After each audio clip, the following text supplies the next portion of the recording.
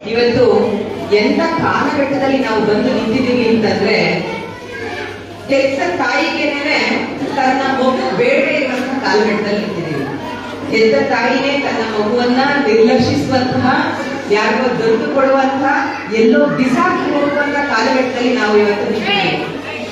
ಈಗಂತ ಹೇಳ್ತಾ ಇದ್ದೀನಿ ಅಂದ್ರೆ ಅಕ್ಷರಶಃ ದಯವಿಟ್ಟು ಮಾತಾಡಬಾರ್ದು.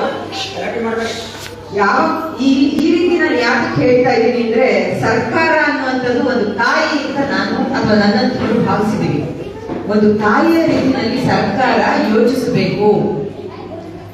ಮೇಲಿನಿಂದ ಕೆಳಗಡೆಗಲ್ಲ ನಾವು ಸರ್ಕಾರ ಯೋಚನೆ ಮಾಡಬೇಕಾಗಿರೋದು, ಕೆಳಗಿನಿಂದ ಮೇಲ್ಗಡೆಗೆ ಹೇಗೆ ಅಭಿವೃದ್ಧಿ ಮಾಡಬೇಕು ಅಂತ ಸರ್ಕಾರಗಳು ಯೋಚನೆ ಮಾಡಬೇಕು.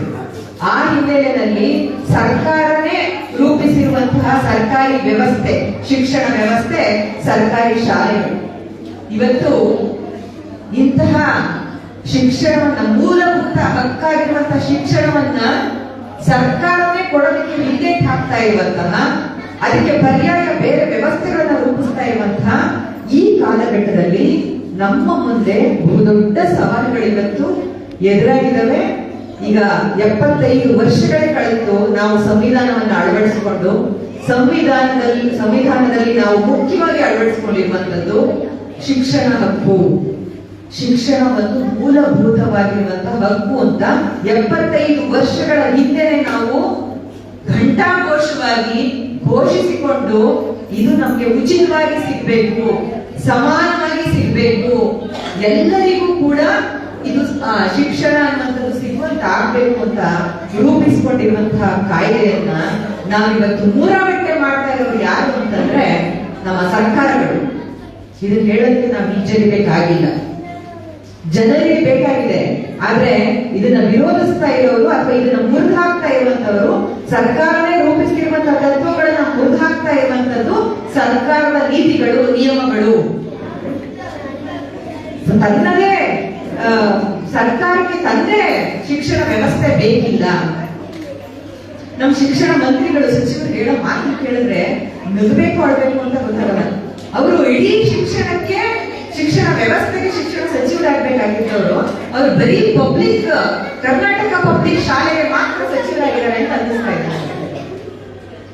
ಅವರು ಇಡೀ ಮಾತಿನ ಒಳಾರ್ಥಗಳು ಹೇಗಿದೆ ಅಂದ್ರೆ, ಕರ್ನಾಟಕ ಪಬ್ಲಿಕ್ ಶಾಲೆ ಮಾತ್ರ ಎಲ್ಲರಿಗೂ ಒಂದು ತುಂಬಾ ದೊಡ್ಡ ಪರಿಹಾರ ಅನ್ನೋ ರೀತಿಯಲ್ಲಿ ಯೋಚನೆ ಮಾಡ್ತಾ ಇದ್ದಾರೆ ಅವರು. ಇದರಂತಹ ಹಾಸ್ಯಾಸ್ಪದವಾಗಿರುವಂತದ್ದು ಯಾವುದೂ ಇಲ್ಲ ಅಂತ ನಾನು ಭಾವಿಸ್ತೀನಿ. ಇಡೀ ಶಿಕ್ಷಣ ವ್ಯವಸ್ಥೆಯನ್ನ ಸಮಗ್ರವಾಗಿ ಅವರು ನೋಡಬೇಕು ಮತ್ತು ಹಳ್ಳಿಗಾಡಿನ ದೃಷ್ಟಿಯಿಂದ ನೋಡಬೇಕು. ಅಂಚಿಗೊತ್ತರಿಸಲ್ಪಟ್ಟಂತಹ ಸಮುದಾಯಗಳ ದೃಷ್ಟಿಯಿಂದ, ತಳ ಜಾತಿ, ತಳವರ್ಗ ಮತ್ತೆ ಹೆಣ್ಣು ಮಕ್ಕಳು, ಇವರ ಶಿಕ್ಷಣದಿಂದ ಅವರು ಯೋಚನೆ ಮಾಡಬೇಕು ಈ ಶಿಕ್ಷಣ ವ್ಯವಸ್ಥೆಯನ್ನ ಅಂತ ನಾನು ಇವತ್ತು ಹಕ್ಕೊತ್ತಾಯವನ್ನ ನಿಮ್ಮ ಮುಂದೆ ಮಂಡಿಸೋದಕ್ಕೆ ಇಷ್ಟಪಡ್ತೀನಿ. ಹಾಗೆ ಪ್ರಾಸ್ತಾವಿಕ ಮಾತಾಡ್ತಾ ಸಂಗಾತಿಗಳು ಹೇಳೋದು, ಕಳೆದ 3.5 ವರ್ಷಗಳಿಂದ ಈ ಶಿಕ್ಷಣ ಉಳಿಸಿ ಹೋರಾಟ ಪ್ರಾರಂಭ ಆಗಿದೆ. ಅದು ಬಹುಶಃ ನಿಮ್ಮ ಸಂಘಟನೆಯಿಂದ ಅದು ಪ್ರಾರಂಭ ಆಗಿದೆ, ಇತ್ತೀಚೆಗೆ ಇರಬಹುದು. ಆದರೆ ಈ ಸರ್ಕಾರಿ ವ್ಯವಸ್ಥೆ ಉಳಿಬೇಕು, ಶಿಕ್ಷಣ ವ್ಯವಸ್ಥೆ ಉಳಿಬೇಕು ಅಂತ ಹೇಳಿ ದಶಕಗಳಿಂದ ಹೋರಾಟಗಳು ನಡೀತಾ ಇದೆ. ಎಲ್ಲ ರೀತಿಯ ಹೋರಾಟ, ಬೀದಿ ಹೋರಾಟಗಳು ನಡೀತಾ ಇದೆ, ಪ್ರತಿಭಟನೆಗಳು ನಡೀತಾ ಇದೆ, ಹಕ್ಕೊತ್ತಾಯ ಮಂಡನೆ ನಡೀತಾ ಇದೆ, ಕಾನೂನು ಹೋರಾಟಗಳನ್ನು ಕೂಡ ನಾವು ರೂಪಿಸಿದ್ವಿ. 2011ರಲ್ಲಿ ನಾವು ಪ್ರಕರಣವನ್ನ ದಾಖಲಿಸಿದ್ವಿ, ಸರ್ಕಾರಿ ಶಾಲೆಗಳನ್ನ ಮುಚ್ಚಬಾರದು ಅಂತ ಹೇಳಿ. 2011ರಲ್ಲಿ ಯಡಿಯೂರಪ್ಪ ಸರ್ಕಾರ ಇದ್ದಾಗ ಮೊದಲ ಬಾರಿಗೆ ಅಧಿಕೃತವಾದಂತಹ ಘೋಷಣೆ ಬಂದಿದ್ದು, ಸರ್ಕಾರಿ ಆದೇಶ ಬಂದಿದ್ದು ಸರ್ಕಾರಿ ಶಾಲೆಗಳನ್ನ ಮುಚ್ಚಬೇಕು ಅಂತ ಹೇಳಿ 2011ರಲ್ಲಿ. ಅವಾಗ ನಾವು ಹೈಕೋರ್ಟ್ ಅಲ್ಲಿ ಪ್ರಕರಣವನ್ನ ದಾಖಲಿಸಿದ್ದೀವಿ.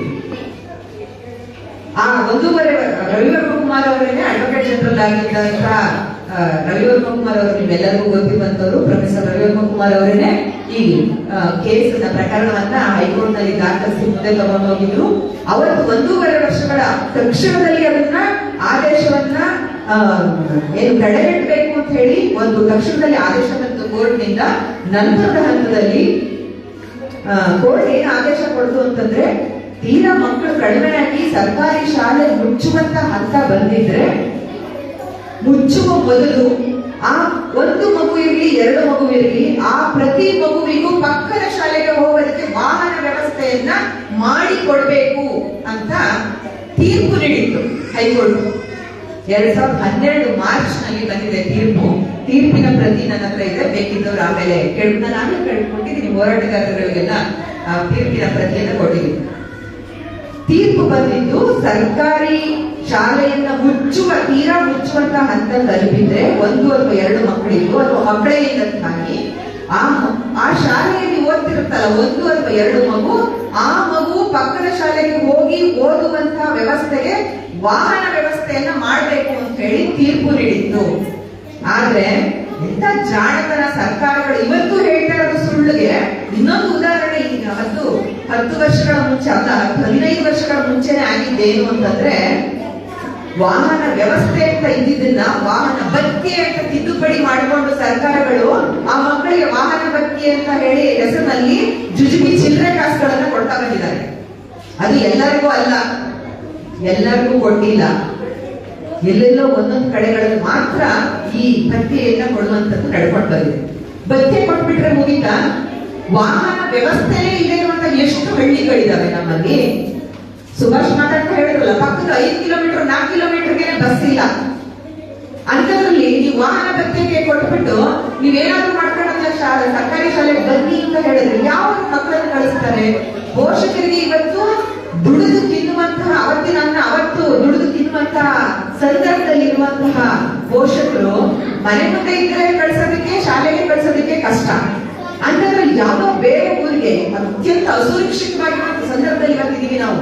ಹೆಣ್ಣು ಮಕ್ಕಳುಗಳನ್ನ ಹೆಂಗಪ್ಪ ಒಬ್ಬರೇ ಆಚೆ ಕಡೆ ಕಳಿಸೋದು ಅನ್ನುವಂತ ಸಂದರ್ಭದಲ್ಲಿ 3, 4, 5 ಕಿಲೋಮೀಟರ್ಗಳು ನಡ್ಕೊಂಡು ಹೋಗಿ ಒಂದು ಮಗು ಸರ್ಕಾರಿ ಶಾಲೆಯನ್ನ ತಲುಪುವಂತ ವ್ಯವಸ್ಥೆಗೆ ಈ ಸರ್ಕಾರ ತಂದಿಟ್ಟಿದೆಯಲ್ಲ ನಮ್ಮನ್ನ.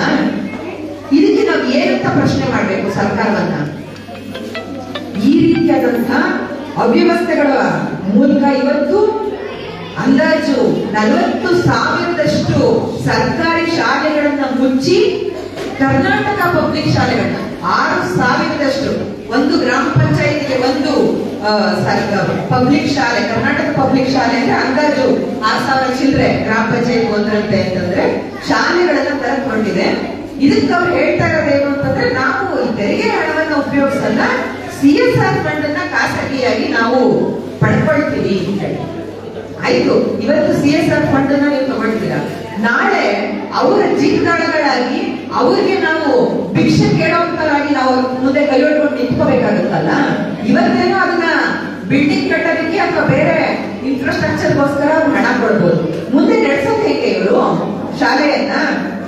ಅವತ್ತು ಮತ್ತೆ ಭಿಕ್ಷೆ ಎತ್ಕೊಂಡು ನಿಂತ್ಕೊಳಕ್ಕಾಗತ್ತಾ? ಈ ರೀತಿ ಅತ್ಯಂತ ಏನು ಒಂದು ಅವೈಜ್ಞಾನಿಕವಾದಂತಹ ನೀತಿ ನಿಯಮಗಳನ್ನ ಇವತ್ತು ಸರ್ಕಾರ ರೂಪಿಸಿಕೊಂಡು ಅದನ್ನ ಬಡ ಮಕ್ಕಳ ಮತ್ತು ತಳಹಂತದ ಮಕ್ಕಳ ತಲೆ ಮೇಲೆ ಒತ್ತಾಕುವಂತದ್ದು ಇದೆಯಲ್ಲ, ಇದನ್ನ ನಾವೆಲ್ಲರೂ ಸೇರಿ ಉಗ್ರವಾಗಿ ಖಂಡಿಸಬೇಕಾದಂತಹ ಸ್ಥಿತಿನ ನಾವು ಇವತ್ತಿದ್ದೀವಿ. ನನಗೆ ATS ಅವರ ಹೋರಾಟಕ್ಕೆ ನಿಜವಾಗೂ ನನಗೆ ತುಂಬಾ ಸಂತೋಷ ಆಗುತ್ತೆ. ಅವರು ನಿಜವಾಗಿ ಜನರ ಮಧ್ಯೆ ಇಳಿದು ಈ ಹೋರಾಟವನ್ನ ಸಂಘಟನೆ ಮಾಡ್ತಾ ಇದ್ದಾರೆ. ಜನರನ್ನ ಮತ್ತೆ ಮಕ್ಕಳುಗಳನ್ನ, ಪೋಷಕರನ್ನ ಸಂಘಟಿಸಿ ಅವರನ್ನ ಈ ಸರ್ಕಾರಿ ಶಾಲೆ ಉಳಿವಿಗಾಗಿ ಅವರನ್ನ ಸಂಘಟಿಸುವಂತದ್ದು ಮತ್ತು ಅವರನ್ನ ಮುನ್ನೆಲೆಗೆ ತರುವಂತೆ ಮಾಡ್ತಾ ಇರುವಂತ ಪ್ರಯತ್ನಗಳಿಗೆ ನಾನು ಸದಾಕಾಲ ನನ್ನ ಬೆಂಬಲ ಅವರಿಗೆ ಇರುತ್ತೆ ಅಂತ ಹೇಳ್ತೀನಿ. ನಾನು ಉಗ್ರದರ್ಶನಗಳು ಇರ್ಬೋದು, ಮತ್ತೆ ನ್ಯಾಯ ಇರ್ಬೋದು, ನಾವು ಅವ್ರು ಬರ್ಲಿಲ್ಲ, ಇವ್ರು ಬರ್ಲಿಲ್ಲ, ಮತ್ತೊಬ್ರು ಬರ್ಲಿಲ್ಲ ಅಲ್ಲ, ನಮಗೆ ಬೇಕಾಗಿದೆ ಇವತ್ತು ನಾವು ದನಿ ಎತ್ತಬೇಕು. ನಾವಂತೂ ಹೋರಾಟಗಾರರು ಯಾವುದೇ ನಿಷ್ಪಕ್ಷಪಾತವಾಗಿ ಪೂರ್ವಗ್ರಹಗಳಿಂದ ನಾವು ಯಾರು ಇರ್ತೀವೋ ನಾವು ಅವ್ರು ಇರ್ತೀವಿ, ಯಾರು ಬರ್ಲಿಕ್ಕೋ ಅವ್ರ ಮನೇಲಿ ಇರ್ಲಿ, ಅವ್ರ ಬಗ್ಗೆ ನಾವು ಯೋಚನೆ ಮಾಡೋದ್ ಬೇಡ. ಯಾರು ಇಲ್ಲಿ ಬಂದಿದಾರಲ್ವಾ ಅವ್ರು ಬೇಕಾಗಿದೆ ಇವತ್ತು ಸರ್ಕಾರಿ ಶಾಲೆ. ನಮ್ಮ ಹಳ್ಳಿಯಲ್ಲಿ ನಮ್ಮ ಶಾಲೆ ಇರ್ಬೇಕು ಅಂತ ಹೇಳಿ ನೋಡಿ, ತಾಯಂತಿ ಇವತ್ತು ಹೆಚ್ಚು ಜನ ಬಂದಿದ್ದಾರೆ. ನಿಜಕ್ಕೂ ಸಂತೋಷ ಆಗುತ್ತೆ. ತಾಯಂತಿ ಇವತ್ತು ಬಂದಿದ್ದಾರೆ. ನಮ್ಮ ಮುಖಂಡರೆಲ್ಲರೂ ಕೂಡ ಎಷ್ಟು ಜನ ಹೆಣ್ಮಕ್ಳಿದ್ದಾರೆ, ಮತ್ತೆ ಹೋರಾಟದ ಸಂಗಾತಿಗಳಿದ್ದಾರೆ, ರೈತ ಸಂಗಾತಿಗಳು, ಕಾರ್ಮಿಕ ಸಂಗಾತಿಗಳು, ದಲಿತ ಸಂಘರ್ಷ ಸಮಿತಿಯವರು ಎಲ್ಲರೂ ಇದ್ದಾರೆ. ಇವರಿಗೆ ಬೇಕು ನಮಗೆ ಈ ಶಾಲೆ ಅಂತ ಅನ್ಸಿದೆ. ಯಾಕಂದ್ರೆ ಒಂದು ಸರ್ಕಾರಿ ಶಾಲೆ ಅಂದ್ರೆ ಒಂದು ಸಾಂಸ್ಕೃತಿಕ ತಾಣ. ಒಂದು ಹಳ್ಳಿನಲ್ಲಿ ಒಂದು ಸರ್ಕಾರಿ ಶಾಲೆಯನ್ನ ನೀವು ಸಾಯಿಸ್ತಾ ಇದ್ದೀರಾ ಅಂತಂದ್ರೆ ಇಡೀ ಸಾಂಸ್ಕೃತಿಕವಾಗಿರುವಂತಹ ಒಂದು ಚೌಕಟ್ಟನ್ನ ನೀವು ನಿರ್ನಾಮ ಮಾಡ್ತಾ ಇದ್ದೀರಾ ಅಂತ ಸರ್ಕಾರಕ್ಕೆ ನಾವು ಗೊತ್ತಿ ಹೇಳ್ಬೇಕಾಗಿದೆ. ಈ ಹಿನ್ನೆಲೆಯಲ್ಲಿ ನಾವು ಸರ್ಕಾರಿ ಶಾಲೆಯ ಉಳಿವಿಗಾಗಿ ನಮ್ಗೆ ಏನ್ ಬೇಕಾಗಿದೆ ಅನ್ನೋದನ್ನ ಪೂರ್ತಿ ಚೌಕಟ್ಟುಗಳನ್ನ ಇಟ್ಕೊಂಡು ನಾವಿವತ್ತು ಮುಂದುವರಿಬೇಕಾದಂತಹ ಹಂತಕ್ಕೆ ನಾವು ಬಂದಿದ್ದೀವಿ. ಮುಖ್ಯವಾಗಿ ನಾವು ಕೇಳಬೇಕಾಗಿರೋ ಪ್ರಶ್ನೆ, ನಾನು ನಿರಂಜನಾರಾಧ್ಯರ ಜೊತೆಲಿ, ಶ್ರೀಪಾದ್ ಭಟ್ರ ಶಿಕ್ಷಣ ತಜ್ಞರ ಜೊತೆಲಿ ನಿರಂತರವಾಗಿ ನಾನು ಸಂಪರ್ಕದಲ್ಲಿದ್ದೀನಿ. ನಾನು ಕೂಡ ಕಳೆದ 2 ದಶಕದಿಂದ ಶಿಕ್ಷಣ ಹಕ್ಕಿಗಾಗಿ ಕೆಲಸ ಮಾಡ್ತಾ ಬಂದಿರೋಳು. ಇತ್ತೀಚೆಗೆ ಕೆಲವು ದಿನ, ಈಗ ನಾವಿಲ್ಲಿ ಮುಂದಿನ ವಾರದಲ್ಲಿ ಮಹಿಳಾ ರಾಜ್ಯ ಮಟ್ಟದ ಮಹಿಳಾ ಸಮಾವೇಶವನ್ನು ಇಟ್ಕೊಂಡಿರೋದ್ರಿಂದ, ಅದರಲ್ಲೂ ವ್ಯಸ್ತರಾಗಿರೋದ್ರಿಂದ ನಾನು ಇದಕ್ಕೆ ಹೆಚ್ಚು ತೊಡಗಿಸ್ಕೊಳಕ್ ಆಗದೆ ಇದ್ರು ನನ್ನ ಮೇಲಿಂದ ಕುರಿತಗಳು ಖಂಡಿತವಾಗೂ ಇದ್ರ ಜೊತೆಗಿದೆ. ಹಾಗಾಗಿ ಅವರ ಜೊತೆನಲ್ಲಿ ನಾನು ಮಾತಾಡ್ತಾ ಬಂದ ಹಾಗೆ ನಾನು ನಿನ್ನೆ ಕೂಡ ನಿರಂಜನಾರಾಧ್ಯರ ಜೊತೆ ಮಾತಾಡಿದೆ. ಎಷ್ಟು ಸ್ಪಷ್ಟವಾದಂತಹ ಶಿಕ್ಷಣ ಹಕ್ಕಿನ ಉಲ್ಲಂಘನೆ ಅನ್ನೋದನ್ನ ನಾವು ಮೊದಲು ಗುರುತಿಸಬೇಕು. ಒಂದು ಕಡೆ ನಾವು ಈ ಕಡೆ ಬೀದಿ ಹೋರಾಟವನ್ನ ಮಾಡ್ತಾನೆ, ಇನ್ನೊಂದು ಕಡೆ ಕಾನೂನು ಹೋರಾಟ ಮಾಡೋದಕ್ಕೆ ಕೂಡ ನಾವು ತಯಾರಾಗಬೇಕು. ನಾನು ಸುಭಾಷ್ ಮತ್ತೆ ಹೇಳ್ತಾ ಇದ್ದೀನಿ ಅವತ್ತಿನಿಂದ. ಏನಂದ್ರೆ ಇದು ಶಿಕ್ಷಣ ಹಕ್ಕಿನ ಸ್ಪಷ್ಟ ಉಲ್ಲಂಘನೆ. 1 ಕಿಲೋಮೀಟರ್ ಒಳಗಡೆ ಕಿರಿಯ ಪ್ರಾಥಮಿಕ ಶಾಲೆ ಇರಬೇಕು ಒಂದು ಹಳ್ಳಿ ಮಗುವಿಗೆ. 3 ಕಿಲೋಮೀಟರ್ ಒಳಗಡೆ ಹಿರಿಯ ಪ್ರಾಥಮಿಕ ಶಾಲೆ ಇರಬೇಕು. 5 ಕಿಲೋಮೀಟರ್ ಒಳಗಡೆ ಒಂದು ಪ್ರೌಢಶಾಲೆ ಇರಬೇಕು. ಇದು ದೊರಕಿಸಿಕೊಡುವಂಥದ್ದು ಎಲ್ಲ ಸರ್ಕಾರದ ಕರ್ತವ್ಯ. ಇದನ್ನ ಕೇಳುವಂಥದ್ದು ನಮ್ಮ ಹಕ್ಕು ಇರಬೇಕು, ದೊರಕಿಸಬೇಕು. ಆದ್ರೆ ಒಂದೇ ಒಂದು ಈ 2-3 ದಶಕದಿಂದ ಒಂದೇ ಒಂದು ಸರ್ಕಾರಿ ಶಾಲೆಯನ್ನು ಕೂಡ ಸರ್ಕಾರ ಹೊಸದಾಗಿ ಪ್ರಾರಂಭಿಸಿಲ್ಲ. ಅದಕ್ಕೆ ಬದಲಾಗಿ 10,000ಕ್ಕಿಂತ ಹೆಚ್ಚು ಸರ್ಕಾರಿ ಶಾಲೆಗಳು ಮುಚ್ಚಲ್ಪಟ್ಟಿದ್ದಾವೆ. ಅದಕ್ಕೆ ಪರ್ಯಾಯವಾಗಿ ಖಾಸಗಿ ಶಾಲೆಗಳು ಪ್ರತಿ ವರ್ಷ 500ರಿಂದ 700 ಶಾಲೆಗಳು ಪ್ರತಿ ವರ್ಷ ರಾಜ್ಯದಲ್ಲಿ ಹೊಸದಾಗಿ ಹುಟ್ಟುಕೊಳ್ತಾ ಇದ್ದಾವೆ. ಏನ್ ಮಾಡಕ್ಕೆ ಹೊರಟಿದ್ದೀರಾ ನೀವು ಅಂತ ಹೇಳಿ ಮೂಗು ಹಿಡಿದು ಪ್ರಶ್ನೆ ಮಾಡ್ಬೇಕು ಸರ್ಕಾರವು. ನಾವು ಮೂಗು ಹಿಡಿದ್ರೆ ಮಾತ್ರ ಬಾಯಿ ಬಿಡೋದಕ್ಕೆ ಸಾಧ್ಯ. ಮೂಗು ಹಿಡಿಬೇಕು ಅಂದ್ರೆ ನಾವು ಈ ರೀತಿಯಾದಂತಹ ಪ್ರಶ್ನೆಗಳನ್ನ ಇಟ್ಕೊಂಡು ಮಾತಾಡ್ಬೇಕೇ ಹೊರತು ಅವರಿಗೆ ಪೂರ್ವವಾಗಿ ಪಬ್ಲಿಕ್ ಶಾಲೆ ಹೇಗ್ ಮಾಡ್ತೀರಾ, ಏನ್ ಮಾಡ್ತೀರಾ, ಏನ್ ವ್ಯವಸ್ಥೆ ಮಾಡ್ತೀರಾ ಹಿಂಗೆಲ್ಲ ಪ್ರಶ್ನೆ ಮಾಡೋದು ಅವ್ರನ್ನ ಕೂತ್ಕೊಂಡು ಸ್ಟುಡಿಯೋದಲ್ಲಿ. ಅದನ್ನ ಅರ್ಥ ಮಾಡ್ಕೊಳ್ಬೇಕು ನಮ್ಮ ಪತ್ರಕರ್ತರು. ಸರ್ಕಾರಿ ಶಾಲೆ ಉಳಿಬೇಕು ಅಂದ್ರೆ ಏನ್ ಮಾಡ್ಬೇಕು ಅಂತ ಅದನ್ನ ಯೋಚನೆ ಮಾಡ್ಬೇಕು. ಒಂದು ಜನಪರವಾಗಿರುವಂತಹ ಮೀಡಿಯಾ ಆಗ್ಲಿ ಅಥವಾ ಪತ್ರಕರ್ತರಾಗ್ಲಿ ಅಥವಾ ಹೋರಾಟಗಾರರಾಗ್ಲಿ ಅವ್ರು ಸರ್ಕಾರಕ್ಕೆ ಪೂರ್ವವಾಗಲ್ಲ ಪ್ರಶ್ನೆಗಳನ್ನ ಕೇಳಿ ಅವರಿಂದ ಉತ್ತರಗಳನ್ನ ಹೊರಡಿಸ್ಕೊಳ್ಳೋದು. ಸುಲಭದ ಮಾತುಗಳನ್ನ ಆಡ್ತಾ ಇದ್ದಾರೆ ಇವತ್ತು. ಇದನ್ನೆಲ್ಲವನ್ನೂ ಕೂಡ ನಾವು ವಿರೋಧಿಸಬೇಕು ಅಂತ ಹೇಳ್ತಾ, ಈಗಾಗಲೇ ನಾವು ಸುಭಾಷ್ ಕೂಡ ಮಾತಾಡುವಾಗ ಹೇಳಿದ್ರು, ನಮ್ಮ ಹತ್ರ ಅಧಿಕೃತವಾದಂತಹ ದಾಖಲೆಗಳಿದೆ, ಜೀವೋಗಳಿದೆ. ಯಾದಗಿರಿನಲ್ಲಿ, ಚನ್ನಪಟ್ಟಣದಲ್ಲಿ ಮತ್ತೆ ಚಿತ್ರದುರ್ಗ, ಚಿಕ್ಕಬಳ್ಳಾಪುರದಲ್ಲಿ ಶಿಕ್ಷಣ ಇಲಾಖೆನೇ ಸ್ವತಃ ಸರ್ಕಾರಿ ಶಾಲೆಗಳ ಹಳ್ಳಿ ಸರ್ಕಾರಿ ಶಾಲೆಗಳನ್ನ ಮುಚ್ಚಲಿಕ್ಕೆ ಆದೇಶವನ್ನು ಹೊರಡಿಸಿದೆ. ಈ ಪಬ್ಲಿಕ್ ಶಾಲೆಯನ್ನು ತೆರಿಬೇಕು ಅನ್ನೋ ಕಾರಣಕ್ಕೆ ಅದರ ಆದೇಶ ಪ್ರತಿಗಳು ನಮ್ಮ ಹತ್ರ ಇದೆ. ಇದನ್ನ ಇಟ್ಕೊಂಡು ನಾವು ಇವತ್ತು ಕಾನೂನು ಹೋರಾಟವನ್ನ ಮಾಡಬೇಕು. ಯಾವ ಆಧಾರದ ಮೇಲೆ ಒಂದು 70, 80, 100 ಮಕ್ಕಳಿರುವಂತಹ ಶಾಲೆಗಳನ್ನ ಯಾವ ಆಧಾರದಲ್ಲಿ ಮುಚ್ಚಕ್ಕೆ ಹೊರಟಿದ್ದೀರಾ ನೀವು? ಈ ಪ್ರಶ್ನೆಯನ್ನ ಮಾಡಬೇಕು. ಶಿಕ್ಷಣ ಕಾಯ್ದೆ ಉಲ್ಲಂಘನೆ ಆಗ್ತಾ ಇದೆಯಲ್ಲ, 1 ಕಿಲೋಮೀಟರ್, 3 ಕಿಲೋಮೀಟರ್, 5 ಕಿಲೋಮೀಟರ್ ಇರಬೇಕಾದಂತ ಶಿಕ್ಷಣ ವ್ಯವಸ್ಥೆ ನೀವು ಕೊಡ್ತಾ ಇಲ್ವಲ್ಲ, ನಿರ್ನಾಮ ಮಾಡ್ತಾ ಇದ್ದೀರಲ್ಲ, ಇದು ನಿಮಗೆ ಅಧಿಕಾರ ಯಾರು ಕೊಟ್ಟರು ಅಂತ ಅದೇ ಸಂವಿಧಾನವನ್ನು ಇಟ್ಕೊಂಡು ನಾವಿವತ್ತು ಪ್ರಶ್ನೆಯನ್ನ ಕೋರ್ಟ್ಗಳಲ್ಲಿ ಮಾಡಬೇಕು. ಇದ್ರ ಬಗ್ಗೆ ನಾವು ಸಂಘಟನೆಗಳು ಮಾತಾಡ್ಬೇಕು ಅಂತ ನಾನು ಕೇಳ್ಕೊಳ್ತೀನಿ. ಮತ್ತೆ ಆಯ್ತಪ್ಪ, ಇವತ್ತು KPS ಮಾಡ್ತಾ ಇದಾರಲ್ಲ, ಅಲ್ಲಿ ಮಾಧ್ಯಮ ಯಾವುದು? ಇಂಗ್ಲಿಷ್ ಮಾಧ್ಯಮ. ಓಕೆ, ಇಂಗ್ಲಿಷ್ ಮಾಧ್ಯಮ ಇವತ್ತು ಎಲ್ಲರೂ ಬೇಕು ಅಂತಿದ್ದಾರೆ. ಆಯ್ತು, ಇಂಗ್ಲಿಷ್ ಮಾಧ್ಯಮನೇ ಮಾಡಿ ಅಂತ ಬಿಡೋಣ. ಇಂಗ್ಲಿಷ್ ಮಾಧ್ಯಮ ಮಾಡಿದ ಮಾತ್ರಕ್ಕೆ ಇಂಗ್ಲಿಷ್ ಪಠ್ಯ ಪುಸ್ತಕಗಳನ್ನ ಇವರು ತಯಾರಿಸಿಕೊಂಡಿದ್ದಾರ? ಇಂಗ್ಲಿಷ್ ಶಿಕ್ಷಣವನ್ನ ಕೊಡೋದಕ್ಕೆ ಇವರು ಯಾರು ಶಿಕ್ಷಕರನ್ನ ತಯಾರು ಮಾಡಿದಾರ, ತರಬೇತಿ ಕೊಟ್ಟಿದಾರ? ಎಲ್ಲರೂ ಕನ್ನಡ ಮೀಡಿಯಂ ಬೋಧಿಸ್ಕೊಂಡು ಬಂದಿರುವ ಶಿಕ್ಷಕರು ಪಾಪ ಅವರಿಗೆ ಬಹಳಷ್ಟು more than 70% ಶಿಕ್ಷಕರಿಗೆ ಇಂಗ್ಲಿಷ್ ಬರಲ್ಲ ಅವರಿಗೆ. ಅಂತ ಸ್ಥಿತಿ ಇದೆ. ಆಮೇಲೆ ಇದಕ್ಕೆ ಅಂತ ಹೇಳಿ ನಾವು ಬೇಕಾದಂತ ಇಂಗ್ಲಿಷ್ ಮೀಡಿಯಂಗೆ ಬೇಕಾದಂತ ಯಾವ ವ್ಯವಸ್ಥೆಯನ್ನು ಸರ್ಕಾರ ಮಾಡಿಕೊಂಡಿಲ್ಲ. ನೇರ ಅತ್ಯಂತ ಅವೈಜ್ಞಾನಿಕವಾಗಿ ತರಾತುರಿನಲ್ಲಿ ದುಡ್ಡು ಸಿಕ್ತು ಕೊಟ್ಟರು ಬಿಟ್ಟಿ, ಯಾರೋ ಕಂಪನಿಗಳವರಂತೆ CSR ಫಂಡ್ ಅಂತೆ ಸಿಕ್ತು, ಎಲ್ಲೆಷ್ಟೆಷ್ಟು ಹೋಯ್ತೋ ಗೊತ್ತಿಲ್ಲ, ನಮಗೆ ಮಾಡ್ತಿದೀವಿ ಅಂತ ಹೇಳ್ತಿದ್ದಾರೆ. ಇದನ್ನ ಹೇಳಕ್ಕೆ ನನಗೆ ನಾಚಿಕೆ ಆಗ್ತಿಲ್ಲ. ತಾವು ಮಾಡ್ತೀವಪ್ಪ, ಈ ಸಲ 900 ಶಾಲೆ ಮಾಡ್ತಾರಂತೆ. ಪ್ರತಿ ಒಂದು ಕಡೆನೂ ಇದನ್ನ ನಾವು ಪ್ರಶ್ನೆ ಮಾಡಬೇಕು. ಇಂಗ್ಲಿಷ್ ಶಿಕ್ಷಣ ಕೊಡ್ತೀನಿ ಅಂತ ನೀವು ಹೇಳ್ತಿದ್ದೀರಲ್ಲ, ಯಾವ ಶಿಕ್ಷಣವನ್ನ ಕೊಡ್ತಿದ್ದೀರಾ? ಇದಕ್ಕೆ ಪಠ್ಯಕ್ರಮ ಮಾಡ್ಕೊಂಡು ನಮ್ಮ ಶಿಕ್ಷಣ ಹಕ್ಕು ಉಲ್ಲಂಘನೆ ಒಂದ್ ಕಡೆ ಆದ್ರೆ, ನಾವೇ ರೂಪಿಸಿಕೊಂಡಿರುವ ಶಿಕ್ಷಣ ಹಕ್ಕು ಕಾಯ್ದೆಯ ಉಲ್ಲಂಘನೆ ಕೂಡ, ಶಿಕ್ಷಣ ನೀತಿಯ ಉಲ್ಲಂಘನೆ ಕೂಡ ಇಲ್ಲಿ ಆಗ್ತಾ ಇದೆ. ಶಿಕ್ಷಣ ನೀತಿ ಏನ್ ಹೇಳುತ್ತೆ? ಸರ್ಕಾರಿ ಶಿಕ್ಷಣ ನೀತಿ ಕನ್ನಡ ಮಾಧ್ಯಮದಲ್ಲಿ ಬೋಧಿಸೋದಕ್ಕೆ ನಾವು ಒಪ್ಕೊಂಡಿರುವಂತದ್ದು. ಸರ್ಕಾರದಲ್ಲಿ ಎಷ್ಟು ಶಿಕ್ಷಕರು ಇರಬೇಕು ಅನ್ನುವಂಥದ್ದು ನಿಗದಿ ಆಗ್ಬೇಕು. ಅವರಿಗೆ ತರಬೇತಿಯನ್ನ ಸರಿಯಾಗಿ ಕೊಟ್ಟಿದ್ದೀರಾ ಅಂತ ನಿಗದಿ ಆಗ್ಬೇಕು, ಪಠ್ಯಕ್ರಮಗಳು ನಿಗದಿ ಆಗ್ಬೇಕು. ಇದೇನು ಮಾಡ್ಕೊಳ್ತೇನೆ ಏನು ವ್ಯವಸ್ಥೆ ಅಂತಾರ, ಸರ್ಕಾರ ಅಂತ ಕರೀತಾರ, ಸಚಿವರು ಅಂತ ಕರೀತಾರ ಇವ್ರನ್ನ.